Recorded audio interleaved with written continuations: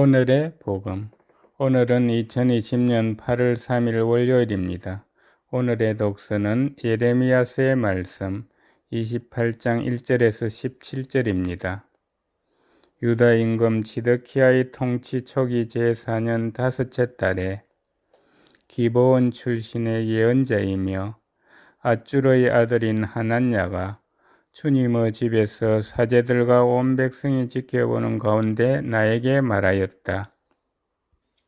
만군의 주 이스라엘의 하느님께서 이렇게 말씀하신다. 내가 바빌론 임금의 멍에를 부수기로 하였다. 2해 안에 바빌론 임금 느부갓네자르가 이곳에서 가져가 바빌론으로 옮겨놓은 주님의 집 모든 기물을 내가 이곳에 다시 돌려놓겠다.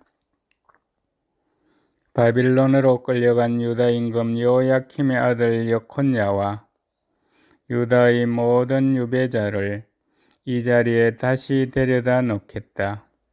주님의 말씀이다. 내가 정녕 바빌론 임금의 멍에를 부수겠다. 그러자 예레미야 예언자가 사제들과 주님의 집 안에 서 있는 온 백성이 지켜보는 가운데 하난야 예언자에게 말하였다. 예레미야 예언자가 말하였다. 아무렴 주님께서 그렇게만 해 주신다면 얼마나 좋겠소. 주님께서 당신이 예언한 말을 실현시키시어 주님의 집 모든 기물과 모든 유배자를 바빌론에서 이곳으로 옮겨주시기를 바라오. 그러나 이제 내가 당신의 귀와 온 백성의 귀에 전하는 이 말씀을 들어보시오. 예로부터 나와 당신의 앞서 활동한 예언자들은 많은 나라와 큰 왕국들에게 전쟁과 재앙과 흑사병이 닥치리라고 예언하였소. 평화를 예언하는 예언자는 그 예언자의 말이 이루어질 때 비로소 그가 참으로 주님께서 보내신 예언자로 드러나는 것이요. 그러자 하난야 예언자가 예레미야 예언자의 목에서 멍에를 벗겨내어 부수었다. 그러고 나서 하난야는 온 백성이 지켜보는 가운데 말하였다. 주님께서 이렇게 말씀하신다. 내가 2해 안에 바빌론 임금 느부갓네자르의 멍에를 모든 민족들의 목에서 벗겨 이와 같이 부수겠다. 그러자 예레미야 예언자는 자기 길을 떠났다. 하난야 예언자가 예레미야 예언자의 목에서 멍에를 벗겨 부순 뒤에 주님의 말씀이 예레미야에게 내렸다.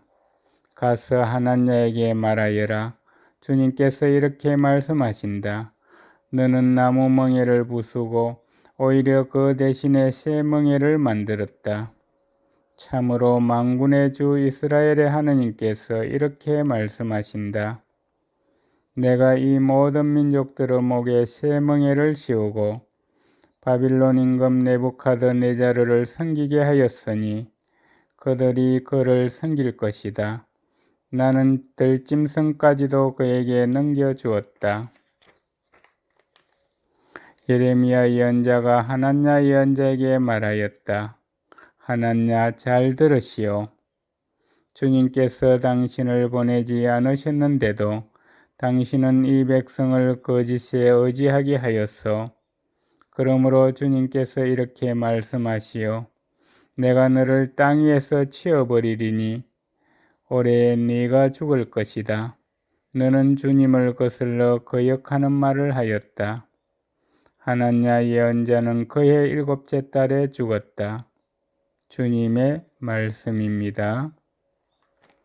오늘의 복음은 마테오가 전한 거룩한 복음 14장 22절에서 36절입니다.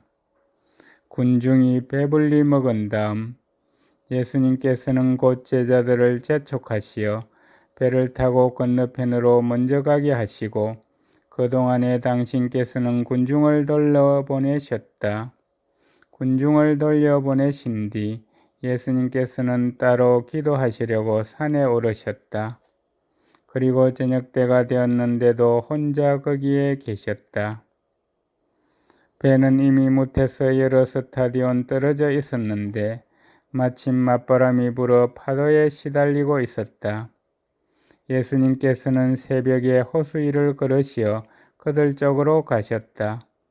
제자들은 예수님께서 호수 위를 걸으시는 것을 보고 겁에 질려 유령이다 하며 두려워 소리를 질러댔다. 예수님께서는 곧 그들에게 말씀하셨다. 용기를 내어라. 나다. 두려워하지 마라. 그러자 베드로가 말하였다. 주님, 주님이시거든 저들어 물 위를 걸어오라고 명령하십시오. 예수님께서 오너라 하시자 베드로가 배에서 내려 물 위를 걸어 예수님께 갔다. 그러나 그 센 바람을 보고서는 그만 두려워졌다. 그래서 물에 빠져들기 시작하자 주님 저를 구해 주십시오 하고 소리를 질렀다. 예수님께서 곧 손을 내밀어 그를 붙잡으시고 이 믿음이 약한 자야 왜 의심하였느냐 하고 말씀하셨다. 그러고 나서 그들이 배에 오르자 바람이 그쳤다. 그러자 배 안에 있던 사람들이 그분께 엎드려 절하며 스승님은 참으로 하느님의 아드님이십니다 하고 말하였다. 그들은 호수를 건너 겟네사렛 땅에 이르렀다. 그러자 그곳 사람들이 그분을 알아보고 그 주변 모든 지방으로 사람들을 보내어 병든 이들을 모두 그분께 데려왔다. 그리고 그 옷자락 술에 그들이 손이라도 대게 해 주십사고 청하였다. 가령 그것에 손을 댄 사람마다 구원을 받았다. 주님의 말씀입니다. 오늘의 묵상은 박기석 사도 요한 신부님께서 해주십니다. 멍에는 소나 말의 목에 가로얹는 둥그렇게 구부러진 막대로 마차나 쟁기처럼 짐을 당기거나 무거운 짐을 옮길 때 힘을 분산시켜 작업을 좀 더 수월하게 수행하는 데 사용됩니다. 그런데 성경에서 멍에는 예속의 상징이 되기도 합니다. 예레미야 예언자 시대에는 사람들이 듣기에 좋은 것만을 전하는 거짓 예언자들이 있었습니다. 그들은 이스라엘을 정복한 이의 멍에가 부수어질 것이라고 예언하였습니다. 그러나 오늘 독서에서 예레미야는 주님께서 주신 진실을 전하며 정복자의 나무 멍에가 부수어지지만 실제로는 부수어지지 않을 새 멍에로 바뀌는 것일 뿐이라고 말합니다. 시간이 흘러 예수님께서는 당신을 따르는 이들에게 당신께서 주시는 멍에는 편하고 당신의 짐은 가볍다고 말씀하십니다.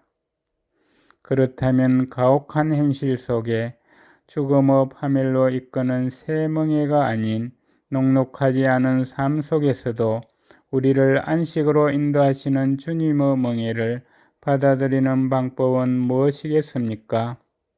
오늘 복음이야말로 그 답이 되겠습니다. 우리가 해야 할 일은 언제나 우리와 함께 계시는 하느님께 돌아서서 주님 저를 구해 주십시오 외치며 바다의 등을 밟으시는 분께 손을 내미는 것입니다. 하느님께서 우리 곁에 가장 가까이 계실 때는 우리가 가장 낮은 곳에 있을 때입니다. 우리가 가장 약할 때 하느님께서는 가장 강하십니다. 우리가 두려워하거나 낙담할 때 하느님께서 우리에게 용기와 희망을 주신다면 믿음의 여정을 멈추지 말고 계속 가야만 합니다. 용기를 내어라. 나다. 두려워하지 마라. 믿음이 약한 우리를 부르시는 주님께 용기를 내어 다가가 참으로 하느님의 아드님이십니다라고 참된 신앙 고백을 드려야 합니다. 결국 예수님을 섬기는 일은 예속의 문제가 아니라 오히려 사랑 안에서 자신을 기꺼이 내놓는 일입니다.